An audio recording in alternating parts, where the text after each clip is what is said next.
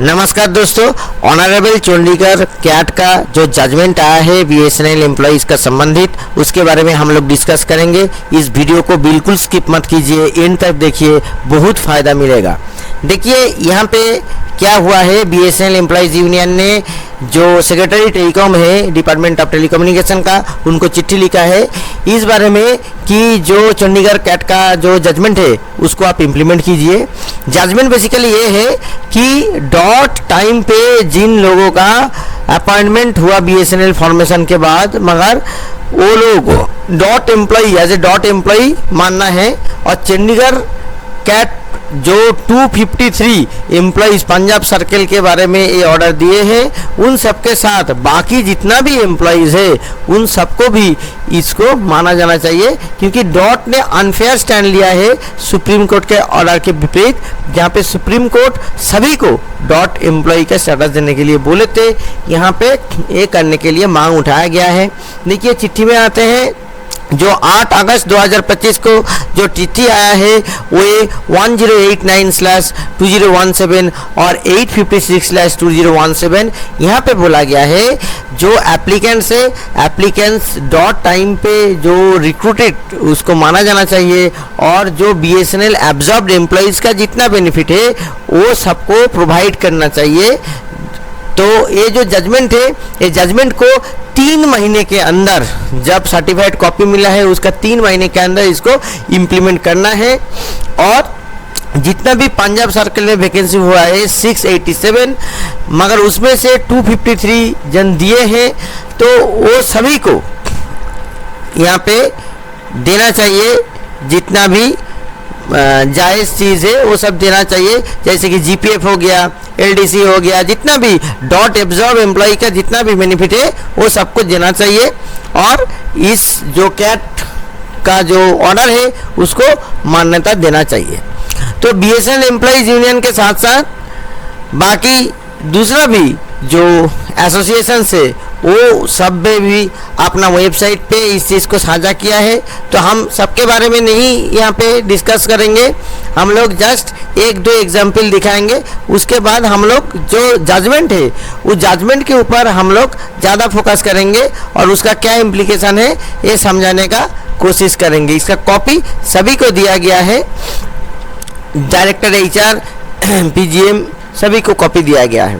देखिए यहाँ पे एजिटवा भी अपना वेबसाइट पे इसी चीज़ के बारे में जिक्र किया है, जहाँ पे वो लोग भी ये चीज़ बोला है जो CCS पेंशन पैरिटी के मामले में जो चंडीगढ़ बेंच का जो जजमेंट है उसको अमल कीजिए। और यहाँ पे उन्होंने ये चीज़ बोला है कि जो ओल्ड पेंशन स्कीम है, जो बीएसएनएल डायरेक्ट रिक्रूट सिलेक्टेड हुए हैं डॉट नोटिफिकेशन के अंडर में, उनको कीजिए, क्योंकि जो लखनऊ हाईकोर्ट का जो था ओल्ड वैकेंसी ओल्ड रूल उसी को मान्यता देते हुए हुआ है। और DOP PW का जो 3/3/2023 का जो CCS पेंशन कवरेज है उसको ही यहाँ पे मान्यता मिला है और उसको फॉलो करना चाहिए। और जो सिविल सर्विस अपील जो राजकुमार CGA जो केस हुआ है, जहाँ पे आप जानते हैं कुछ दिन पहले ही मैंने वीडियो साझा किया था, जहाँ पे कॉम्पेंसेशन ग्राउंड पे नौकरी है, ये सब विषय में भी ये चिट्ठी को लिखा गया है। तो एजिटवा ने ये चिट्ठी को लिखा गया है द्वारा। तो यहाँ पे जो केस हुआ है, इस केस में जो भी संबंधित चीज़ें हैं, ये संबंधित चीज़ हम लोग डिस्कस करेंगे। यहाँ पे जो भी कॉपी दिया गया है ये CMD साहब को दिया गया है और मिनिस्टर साहब को दिया गया है। यहाँ पे देखिए जो ऑर्डर है हम लोग पहले वो डिस्कस करेंगे, उसके बाद जिन 253 जन का नाम है वो सबका नाम मैं दे दूंगा, आप लोग देख लीजिएगा, अगर ज़रूरत पड़ेगा तो वीडियो पॉज करके देख लीजिएगा। तो दोस्तों वीडियो को बिल्कुल पॉज मत कीजिए और वीडियो को बिल्कुल स्किप मत कीजिए, क्योंकि ऑर्डर बहुत ध्यान से आप लोग बारीकी से देखिए। देखिए ये जो ऑर्डर है, ये ऑर्डर आपका 8 अगस्त को चंडीगढ़ जो द्वारा आपका यहाँ पे ऑर्डर इशू हुआ है चंडीगढ़ कैट द्वारा, ठीक है। तो ये जो एडमिनिस्ट्रेटिव ट्रिब्यूनल्स है, administrative tribunals as a quasi judicial body यहाँ पे काम करती है।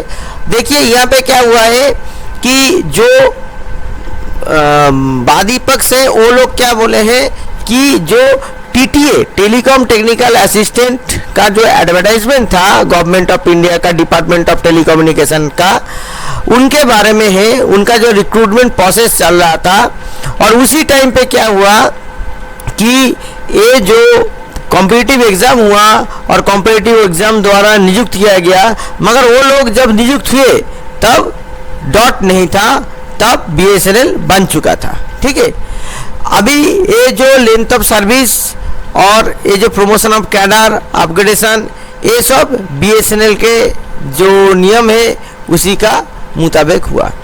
अभी यहाँ पे जो डॉट है, डॉट यहाँ पे प्रिंसिपल एम्प्लॉयर का जैसा है, और प्रिंसिपल एम्प्लॉयर अपना जो जिम्मेवारी है उससे मुकर नहीं सकते हैं। तो डॉट को मांगे है कि डॉट को जो जीपीएफ है, जो ओल्ड पेंशन स्कीम है, उसको बहाली करना चाहिए, क्योंकि एडवर्टाइजमेंट 1/10/2000 से पहले हुआ था, यानी कि बीएसएनएल का फॉर्मेशन डेट से पहले हुआ था एडवर्टाइजमेंट। अभी देखते हैं यहाँ पे जो इसके साथ साथ क्या है कि मतलब जो कॉम्पेंसेशन अकाउंट है, हेल्थ, मेडिकल, जितना भी बेनिफिट्स एट एक डॉट एब्जॉर्ब एम्प्लॉय को मिलता है, उतना ही बेनिफिट्स इन लोगों को दिया जाना चाहिए, ये मांग है। तो देखिए यहाँ पे जो बात यहाँ पे बोला गया है कि जो नोटिफिकेशन है उसके बारे में आप लोग जानते हैं, ग्रुप सी का नोटिफिकेशन निकला था, उसका जो पे स्केल था 4500 से लेके 5 साल का बॉन्ड पीरियड था, ये सब यहाँ पे आपका लिखा हुआ है। और ये जो टीटीए रिक्रूटमेंट जो रूल था, ये टीटीए रिक्रूटमेंट आर्टिकल 309 के तहत इंडियन कॉन्स्टिट्यूशन का जो रिक्रूटमेंट रूल था 1998 का था। ठीक है, 98 का रिक्रूटमेंट रूल था और उसी के हिसाब से जो रिक्रूटमेंट हुआ है। और ये जो रिक्रूटमेंट था as a central government employee आपका रिक्रूटमेंट रूल था, मगर एग्जाम होते होते, अपॉइंटमेंट होते होते तब बीएसएनएल बन चुका था। तो दोस्तों यहाँ पे देखिए, तो जितना भी बेनिफिट्स वगैरह जो भी हैं सभी उसके हिसाब से मिलना चाहिए, ये मांग है। अभी देखिए यहाँ पे क्या हुआ है कि जब बीएसएनएल फॉर्मेशन आपका जो डेट है, बीएसएनएल फॉर्मेशन डेट आपका 1/10/2000 यानी कि 1 अक्टूबर 2000। ठीक है, तो इस डेट को आप लोग बहुत ध्यान से याद रखिए, क्योंकि यही डेट आपका बार बार आपका आएगा और इसके इर्द गिर्द ही पूरा जो चीज़ है, पूरा चीज़ आपका घूमते रहेगा। तो यहाँ पे आपका जो रिक्रूटमेंट रूल जो मैं बोल रहा था, उस रिक्रूटमेंट के रूल के तहत आपका एडवर्टाइजमेंट निकला, और वो जो एडवर्टाइजमेंट जो नोटिफिकेशन निकला, वो नोटिफिकेशन सब भरे हैं। भरने के बाद जब रिक्रूटमेंट हुआ तब तक बीएसएनएल का फॉर्मेशन हो चुका था। ठीक है, तो 98 का जो रिक्रूटमेंट रूल और 99 में अमेंडमेंट हुआ और उसका नोटिफिकेशन भरने के बाद बीएसएनएल का फॉर्मेशन हो चुका था। अभी यहाँ पे देखिए क्या हो रहा है कि यहाँ पे बीएसएनएल ने एक गलती कर दी कि नया कोई फ्रेश नोटिफिकेशन या एडवर्टाइजमेंट बीएसएनएल ने नहीं निकाला। ठीक है, तो यहाँ पे ही बात आ जाता है, जितना रिलायंस का जो केस है, यूनियन ऑफ इंडिया, ये ना जितना भी केस का यहाँ पे हवाला दिया गया है, बहुत सारा केसेस है, वो केसेस का बात यहाँ पे बोला गया है। और यहाँ पे वो केसेस में भी सिमिलर टाइप का जजमेंट मिला है कि पुराना चीज़ को बहाली किया गया है। ठीक है, अब देखिए यहाँ पे हो क्या रहा है, गवर्नमेंट का एक ऑर्डर नंबर है OM 53/2008 का, जहाँ पे ये बोला गया है कि जब कोई भी पर्सन जो इंडक्शन ट्रेनिंग 1/1/2004 से पहले ले चुके हैं और उनका जो स्टाइपेंड है कवर हो गया है सीसीए पेंशन रूल 1972 के तहत, तो डॉट ने इसको इंडोर्स किया है 11/4/2008 को एनेक्सियर 2010 में, और बीएसएनएल कॉर्पोरेट ऑफिस ने भी 13/7/2017 को इसको कॉन्फर्म किया है। तो इस हिसाब से उतना एम्प्लॉय जो डॉट टाइम पे नोटिफिकेशन हुआ था सबको ओल्ड पेंशन मिलना चाहिए, ये कहना है। तो यहाँ पे क्या है, यहाँ पे 2005 में बीएसएनएल ने क्या बोला, बीएसएनएल ने बोला नहीं ये लोग बीएसएनएल रिक्रूटेड एम्प्लॉय है, तो यहाँ पे डॉट का एम्प्लॉयमेंट के थ्रू वो लोग आए हैं मगर बीएसएनएल का रिक्रूटेड ये लोग एम्प्लॉय हैं, और बीएसएनएल का रिक्रूटेड एम्प्लॉय को बीएसएनएल अपना तरफ से जो देना है ईपीएफ वगैरह वो सब देते हैं, तो यहाँ पे केस बनता नहीं है, ये बीएसएनएल का कहना था। मगर वो बात क्या आखिर तक चला, नहीं चला दोस्तों। यहाँ पे जो डॉट का जो टीटीए का जो रिक्रूटमेंट था जो पंजाब सर्कल में हुआ था, तो पंजाब सर्कल वाले सब जाके यहाँ पे केस किए, ठीक है। और यहाँ पे ये था केस कि सेंट्रल गवर्नमेंट का सीसीए जो पेंशन रूल 1972 उसके हिसाब से पेंशन, पुराना पेंशन का बहाली होना चाहिए। अब यहाँ पे देखिए, जब 1/10/2000 जब बीएसएनएल का जन्म हुआ, जब बीएसएनएल मटेरियलाइज हुआ, तब तक मगर वो लोगों का ज्वाइनिंग नहीं हुआ था। ज्वाइनिंग और अपॉइंटमेंट ये 2002 ऑनवर्ड्स ही हुआ था, उससे पहले नहीं हुआ था। बस जो नोटिफिकेशन है वो डॉट टाइम पे था। तो एग्जिस्टिंग जो डॉट एम्प्लॉइज हैं उनका हिसाब से ओल्ड पेंशन का मांग बहुत दिन से ये लोग कर रहे हैं 2016 से। अभी यहाँ पे ये हुआ है, बीएसएनएल का ये भी कहना है कि आप इंडक्शन ट्रेनिंग कर लिए, उसके बाद 15 साल नौकरी कर लिए, उसके बाद 2016 में जाके आप बोल रहे हैं एग्जीक्यूटिव बनने के बाद, आपका प्रमोशन होने के बाद कि हमको डॉट एम्प्लॉय से कंसीडर कर देना चाहिए, नहीं मानेंगे। नहीं, वो हुआ नहीं, कोर्ट ने बोला नहीं, आपको मानना पड़ेगा, आपको मानना पड़ेगा। तो यहाँ पे जो चीज़ हुआ है, आप देखिए यहाँ पे जितना भी ट्रेनिंग वगैरह जो हुआ है सब बीएसएनएल टाइम पे हुआ है, वो अनडिस्प्यूटेड फैक्ट है, मगर नोटिफिकेशन आपका टाइम था डॉट टाइम। तो यहीं पे आके डिपार्टमेंट फंस गया और सेपरेट कोई कागज वागज पे साइन नहीं करा पाया। तो इसके वजह से क्या हुआ, इसके वजह से डिपार्टमेंट को आज जाके डॉट को भी ये करना पड़ेगा कि ओल्ड पेंशन बहाली करना पड़ेगा इतना एम्प्लॉय का। तो 253 जो एम्प्लॉयज है, जो लोग केस पार्टीज है, वो लोगों को तो मिलेगा, बाकी जितना भी लोग है वो लोग सेपरेट जाके केस कर सकते हैं, करके सिमिलर ऑर्डर निकाल सकते हैं। तो यहाँ पे मैं जो बोल रहा था कि डिपार्टमेंट का कहना था कि इतना साल हो गया तब क्यों याद आया, मगर नहीं, डिलेड जस्टिस का मतलब नहीं है कि आपको थोड़ा बाद में याद आया, मगर आपको जस्टिस चाहिए। जस्टिस का कोई टाइम नहीं होता है दोस्तों। तो ये चीज़ यहाँ पे जस्टिस मिला, और यहाँ पे जो सेक्शन 21 एडमिनिस्ट्रेटिव ट्रिब्यूनल एक्ट इसके तहत मिला। तो यहाँ पे एक चीज़ आप देखिए, जितना भी दूसरा केसेस का हवाला दिया गया है वो केसेस का मैं नाम नहीं ले रहा हूँ, वो थोड़ा टेक्निकल हो जाएगा वीडियो। तो आपको मोटा मोटी चीज़ समझा रहा हूँ कि क्या चीज़ हुआ, क्या आर्गुमेंट हुआ कोर्ट में और कैसे मिला। तो दोस्तों देखिए, यहाँ पे जितना भी आर्गुमेंट हुआ, आर्गुमेंट का बेसिस यही था कि ओल्ड पेंशन मिलना चाहिए, और एज ए डॉट एब्जॉर्ब जो एम्प्लॉय है, डॉट से जो लोग बीएसएनएल में एब्जॉर्ब होके आए हैं, वो लोगों में को भी जो फैसिलिटीज़ मिलता है इन लोगों को, यानी कि जो 2002 में जो लोग अपॉइंटेड हुए हैं वो लोगों को भी वो फैसिलिटी मिलना चाहिए, ये मांग था बेसिकली।